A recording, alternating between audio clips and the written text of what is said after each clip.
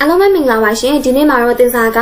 desktop ပေါ်မှာ folder စောက်တဲ့နည်းလေးကိုမျှဝေပေးသွားမှာပဲဖြစ်ပါတယ် desktop ပေါ်မှာ folder မစောက်ခင် folder ဆိုတာဘာလဲဘာအတွက်စောက်ရမှာလဲဆိုတဲ့အကြောင်းလေးကိုဗဟုသုတအနေနဲ့အရင်ပြောပြပေးမယ်နော်တကယ်တော့ဒီ desktop ပေါ်မှာဆိုလို့ရှိရင်ဒီမှာဒီ software လေးတွေကကြတော့ဒီတိုင်းရှိရပေါ့နော်ဒီလိုမျိုး file ပုံစံအဝါလေးတွေနဲ့ရှိနေရအောင်ကြတော့ဒါ folder လို့ခေါ်တယ်ဒီမှာဆိုလို့ရှိရင် software လေးတွေ icon လေးတွေကိုကြတော့ဒီမှာပေးတန့်လေးတွေ့ရမှာဖြစ်တဲ့ Word တို့ Excel တို့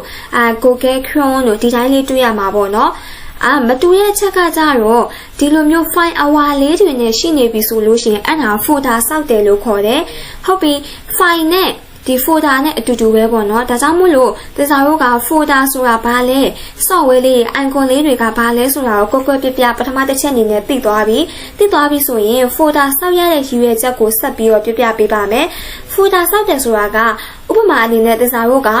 အင်္ဂလိပ်စာဘာသာစကားကိုလေ့လာနေတဲ့ဂျပန်စာကိုလည်းလေ့လာနေတဲ့သူတယောက်ဆိုပါတော့ဒါဆိုလို့ရှိရင်သင်ခန်းစာဗီဒီယိုဖိုင်တွေကိုအင်္ဂလိပ်စာနဲ့ပတ်သက်တာကိုတီးတန့်တစ်ခုထားခြင်းနဲ့ဂျပန်စာနဲ့ပတ်သက်တာကိုတီးတန့်တစ်ခုထားခြင်းနဲ့အဲ့ဒါဆိုလို့ရှိရင် folder လေးတွေခွဲပြီးတော့ထားလို့ရရပါတော့မြင်သာအောင်ပြောရမယ်ဆိုလို့ရှိရင်တော့ဖုန်းမှာဆိုလို့ရှိရင်တစားကိုဒီဓာတ်ပုံတဲ့အခါမှာပေါ့နော် family photo solo photo ဆိုပြီးတော့ကိုက group လေးတွေခွဲပြီးတော့ထားတယ်လို့မျိုးပဲကွန်ပျူတာမှာဆိုလို့ရှိရင်လည်း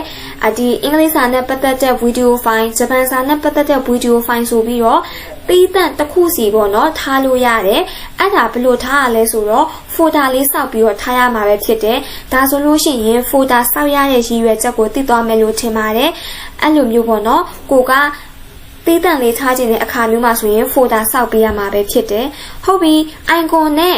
folder နဲ့ကိုလည်းသိသွားပြီ folder စောက်ရတဲ့ရည်ရွယ်ချက်ကိုလည်းသိသွားပြီဆိုတော့တစားတို့ desktop ပေါ်မှာ folder ဘယ်လိုစောက်မလဲစပြီးလေ့လာကြရအောင်ဒီ desktop ပေါ်မှာ icon တွေနဲ့လွတ်တဲ့နေရာမှာ right click လေးနှိပ်လိုက်ပါမယ်နှိပ်လိုက်ပြီဆိုရင် menu လေးကျလာပြီ menu လေးကျလာပြီဆိုရင် menu ကိုနှိပ်မယ်အဲ့ဒီထဲမှာ folder စောက်မှာဆိုတော့ folder ဆိုတာလေးကို click တစ်ချက်နှိပ်လိုက်ပါနှိပ်လိုက်တဲ့အခါမှာဒီမှာ folder လေးကျလာပြီ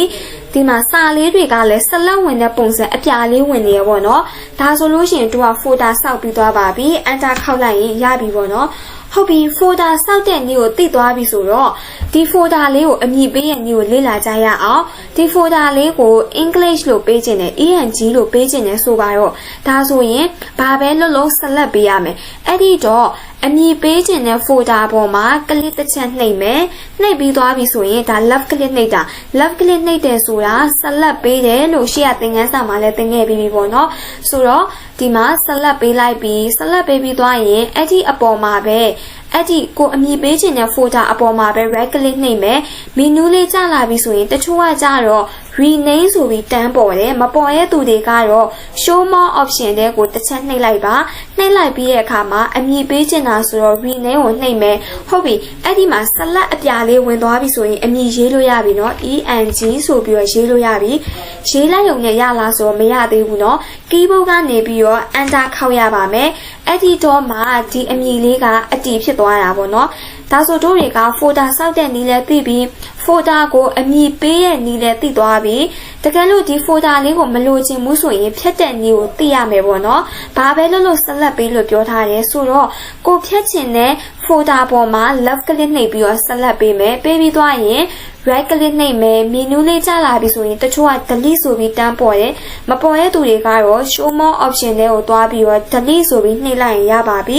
တကယ်လို့ step by step မတွားချင်ဘူးဆိုရင်အလွယ်ကူဆုံးနည်းကတော့အဲ့ဒီကိုဖြတ်ချင်တဲ့ folder ပေါ်မှာ left click နှိပ်ပြီးတော့ဆက်လက်ပေးပါပေးပြီးသွားရင် keyboard ကနေ delete ဆိုပြီးတော့ delete key လေးကိုနှိပ်လိုက်ရင်ရပါပြီဒါဆိုရင်တော့ဒီသင်ခန်းစာလေးထဲမှာ folder စောက်တဲ့နည်းရယ် folder အမည်ပေးရဲ့နည်းရယ် folder ဖြတ်တဲ့နည်းလေးရယ်ကိုရသွားလိမ့်မယ်လို့ထင်ပါရဲ့เนาะနောက်ထပ်သင်ခန်းစာတွေမှာအတူတူလေ့လာကြမယ်